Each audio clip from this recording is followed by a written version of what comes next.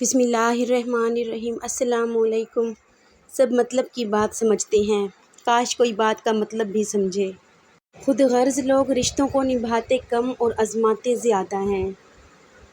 لوگ اکڑ کر ایسے چلتے ہیں جیسے آب حیات پیتے ہیں۔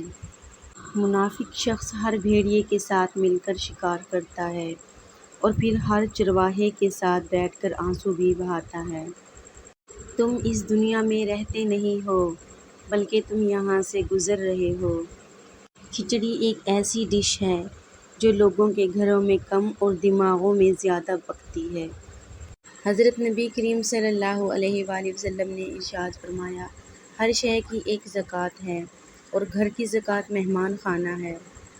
نیک ضرور بنو مگر اتنے بھی نہیں کہ ہر دوسرا بندہ گناہ گار نظر آنے لگے۔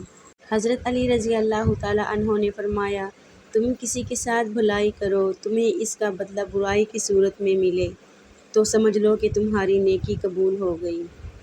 زمانے کا شکوہ نہ کرو بلکہ خود کو بدلو، کیونکہ پاؤں کو گندگی سے بچانے کا طریقہ جوتا پہننا ہے نہ کہ سارے شہر میں قالین بچھانا۔ اگر اللہ نے وہ لے لیا ہے جسے کھونے کا تم تصور بھی نہیں کر سکتے تھے تو یقیناً وہ کچھ ایسا بھی دے گا جسے پانے کا تم نے سوچا بھی نہ ہوگا۔ وقت، دولت، رشتے، یہ وہ چیزیں ہیں جو ہمیں مفت میں ملتی ہیں، مگر ان کی قیمت کا تب پتہ چلتا ہے جب یہ کہیں کھو جاتی ہیں۔ دنیا کے سبھی لوگ خوبصورت ہیں، بدصورتی ہمارے رویوں اور سوچ میں ہے۔ اخلاق وہ چیز ہے جس کی قیمت کچھ نہیں دینا پڑتی مگر اس سے ہر چیز خریدی جا سکتی ہے۔ لمبا دھاگا اور لمبی زبان ہمیشہ الجھ جاتی ہیں، اس لیے دھاگا لپیٹ کر اور زبان سمیٹ کر رکھیں۔ غلطی اسی سے ہوتی ہے جو محنت کرتا ہے، نکموں کی زندگی تو دوسروں کی غلطیاں نکالنے میں گزر جاتی ہے۔ اگر میرا علم مجھے انسان سے محبت کرنا نہیں سکھاتا تو ایک جاہل مجھ سے 1000 درجے بہتر ہے۔ مسلمان کی خوبصورتی اس کے ایمان سے اور ایمان کی خوبصورتی اس کے حسن اخلاق سے ظاہر ہوتی ہے۔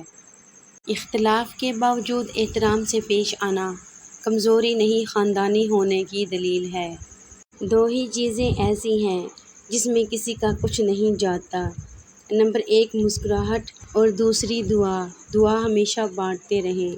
خود کو ایسا ہی ظاہر کرو جیسے تم ہو یا ویسے بن جاؤ جیسے خود کو ظاہر کرتے ہو۔ جس نے غم کے وقت اپنی پیشانی سجدے میں رکھ دی وہ فقیری میں بہت دور نکل گیا۔ میں ساری زندگی 2 بندوں کو تلاش کرنے میں ناکام رہا، ایک وہ جس نے اللہ کے نام پہ دیا اور غریب ہو گیا ہو، اور دوسرا وہ جس نے ظلم کیا ہو اور اللہ کی پکڑ سے بچ گیا ہو۔ اپنے حصے کا کام کیے بغیر دعا پر بھروسہ کرنا حماقت ہے اور اپنی محنت پر بھروسہ کر کے دعا سے گریز کرنا تکبر ہے۔ جو شخص اپنے ہر کام کو پسند کرتا ہے اس کی عقل میں خلل آ جاتا ہے۔ تم اپنی 1000 غلطیوں کے باوجود اپنے آپ سے محبت کرتے ہو لیکن دوسروں کی ایک غلطی کی وجہ سے ان سے نفرت کیوں کرنے لگ جاتے ہو؟ یا تو خود غلطیاں کرنا چھوڑ دو یا دوسروں کو معاف کرنا سیکھ لو۔ 10 بار حج کر لو، 10 مسجدیں بنا لو، لیکن ایک بات یاد رکھنا، اگر ماں باپ راضی نہیں ہیں تو اللہ بھی راضی نہیں ہے۔ Thanks for watching my complete video. ملتے ہیں نئی ویڈیو میں نئے ٹاپک، نئے کوٹس کے ساتھ۔ تب تک کے لیے اپنا اور اپنے پیاروں کا خیال رکھیے گا، مجھے اپنی دعاؤں میں یاد رکھیے گا۔ ٹیک کیئر، اللہ حافظ۔